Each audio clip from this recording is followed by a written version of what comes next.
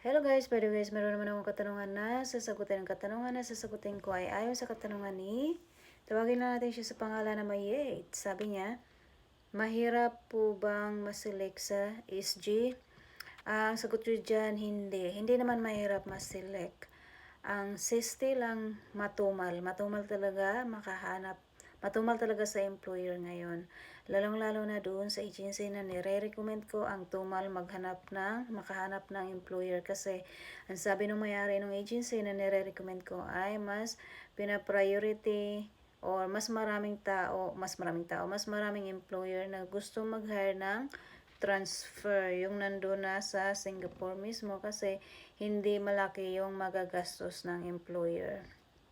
Or yung ibang employer naman ay mas pinipili nila na kumuha ng Myanmar or Indonesian or Sri Lanka or Indian kasi mas mura kumpara sa Pinas. So, mas mahal talaga mag-hire ng mga Filipino workers guys. Kaya yung iba mas pinipili na nila na mag-hire ng transfer na nandun na talaga sa Singapore at saka yung iba Myanmar ganun kasi mas mura ngayong agency fee na nababayaran nila at saka lalong-lalo na sa ngayon guys.